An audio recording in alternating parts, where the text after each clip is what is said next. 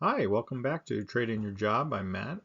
Today, taking a little bit of a different approach, just going to do a review of M1 Finance. I've been using them for probably about 9 months now. I've got a few different types of accounts over there. Just want to run through what they do well and what they could improve upon in the future. I thought I'd start with what investing styles are best for this platform. I recently did a video on finding your trading style. I talked about day trading, swing trading, and position trading. And so this platform, if you're a day trader, is not going to work for you for the most part. You cannot buy and sell real time. They file your orders into a trade window. There are two available trade windows depending on if you have the basic package or the premium package. And so if you're in the basic package, you get access to the morning trade window. Those execute anywhere between 9:45 and 10 a.m. And then if you have the premium package, you get access to an afternoon window as well. That usually happens around 3 o'clock or so. So if you see that pre-market, the market's gapping up or gapping down, you may be able to set a pre-market order. And if it's down in the afternoon or you want to do a buy the close, sell the open strategy, you could potentially do that in the account. But it's not real time. You're not going to be able to take advantage of any intraday type moves for the most part, or I wouldn't count on being able to do it and manage your risk real time. So I guess position traders and swing traders would be the best candidates for this type of account, and long-term wealth building with stocks and ETFs is where this platform really excels. If you want to automate it, that's great too, because that's what most of this is geared towards. Your new contributions that you make to the account, they go toward whatever your target allocation is, and they could go 100% to whatever's down the most. So I do like that, and I'll show you, screen recording of what the actual site looks like and pending buys and everything. And then rebalancing is very simple as well. You just click a button, it says rebalance, and it'll happen in your next trade window session. So overall, that's who it's best for. And as for who would not like the platform, if, as I alluded to, if you need the ability to buy and sell real time, you could be frustrated by intraday moves that you can't take advantage of.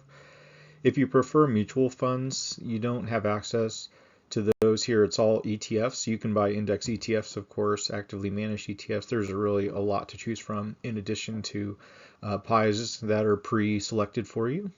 So that's a real benefit. But if you prefer mutual funds for some reason, you're not going to have access to those here. And if you like selling covered calls or options in general with your uninvested cash, doing cash secured puts, something like that, you're not going to be able to do that here. So might not be the ideal platform for you if you meet those criteria. So when you log in and go to the research tab, it will take you to market news. You can filter things by stocks. This is weighted or sorted by market capitalization. You can choose dividend yield. You can choose price history. You can also select ETFs. There's 1,800, so a lot of choices on ETFs. For crypto, I did utilize their crypto account. However, it was through Apex Crypto, and it felt a lot like holding things in a brokerage account. Other places that I've held cryptocurrency, I got my own wallet and address, and you don't get that here. So I really wasn't confident that I was owning Bitcoin and Ethereum in my own wallet. And I guess definitely after the FTX meltdown, that was important to me. So I exited that. I closed that out. You can choose your own pies to build. You can pick an expert pie. For example, if you just wanted to go to general investing and you clicked on view pies, they have different portfolios for you. If you click on them, you can look at the performance. You can look at what's inside of it, the methodology. This is just a collection of Vanguard funds, total international real estate mid-cap, so very diversified all over the across the spectrum of assets there. It's just one example. They also have ESG if that's important to you. They have some target retirement funds, things that are focused on income, things that are focused on hedge funds, and you can just select these. So if you want to pick like Warren's Berkshire Hathaway, you just go ahead and pick that, and then you go down here to add it to your portfolio, and you can invest that way. So a lot of choices in terms of what you invest in. They also have a watch list. And so for the M1 basic package, you get the morning trade window, which as long as you have your orders in before like 9:15 Eastern time, before the market opens like 45 minutes, you usually get the 10 a.m. trade window of that day. For account minimums, when you're opening the account, it's pretty much $100 for any taxable account and $500 for retirement, and that's just the initial funding. The consequential investment or the additional investment amount is much lower than that. You can do like $20 a week, $25 a month, something like that. There are no trading fees or portfolio management fees. They aren't charging you for that. You do, if you utilize the checking and savings on M1 Basic, it is a lower APY than it is if you do the premium. And if you borrow on margin, it's a higher APY than it is on M1 Plus. And I'll just start on the basic account and then I'll move on to the premium features. So when you sign in, this is your welcome screen. It tells you what your total amount invested. And then under the invest tab, it's just an overview of the closing price that day. It's not real time. There's slightly delayed price quotes. For the spending account, that is if you do any checking with them. That is FDIC insured. It's different than the invest account, which is SIPC insured. And then for liabilities for borrow, if you were to use margin, then the amount you have borrowed would show here. And then the owner's reward card if you sign up for their credit card. So when you click on invest, it actually takes you to your portfolio. Something that's strange about how M1 does it is the value over time.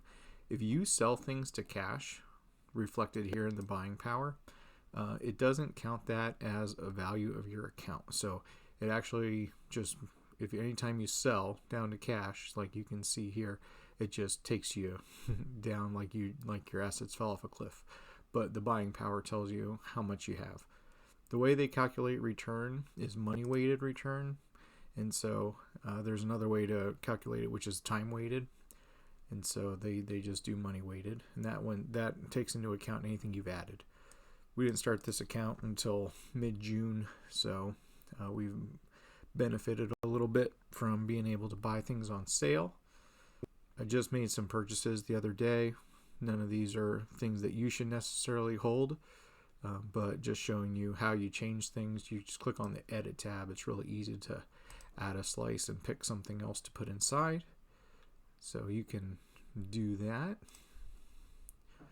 But yeah, that's the basic package, and then I'll move over to the premium.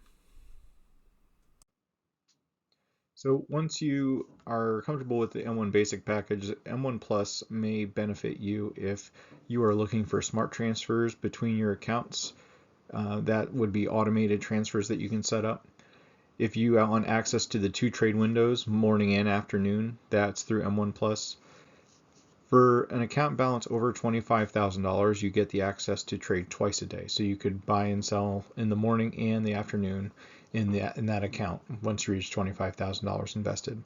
If you use the checking or savings accounts, you get a higher APY, and you get a lower APY on margin or borrowing for M1 Plus. And so here's my welcome screen when I log in. Again, it tells you how much you have invested. I do have the checking account.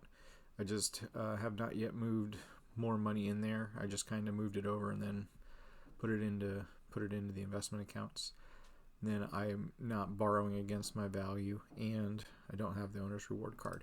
But in terms of the membership details for M1 Plus, they give you 66 times the national average for your checking account. I think it's 3.5%. They also have a savings account coming, and I think they're advertising that as 4.5%. I do use some of the PM trade windows. They do have on-demand for crypto. I'm no longer using that because they didn't give you your own wallet. It was just like you got the returns of the crypto, but you didn't actually own it, if that makes sense. And then the owner is required by M1. Didn't want to do that either. So then the actual investment account, this is the one we have for our future child who's due in February. Tells you when you have upcoming buys. You can choose whether you want it to be in the morning or afternoon, and you can choose a preference. Some people like to buy in the morning, some people like to buy in the afternoon. You can set it there. If your account value is over $25,000, Then you get both trade windows.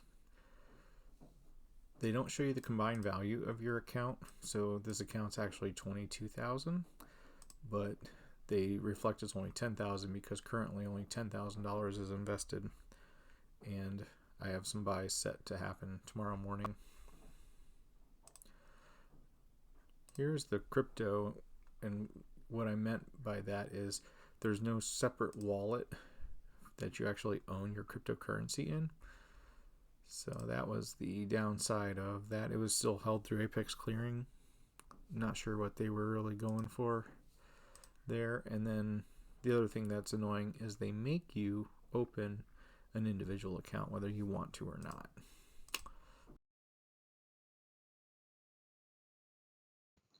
So overall, I gotta say I really like M1, but in terms of areas for improvement, I'd like that the joint accounts show up in both my account and the other account holder's account. Right now it just shows under whoever's primary, and they said that that ability is coming, but it hasn't happened yet.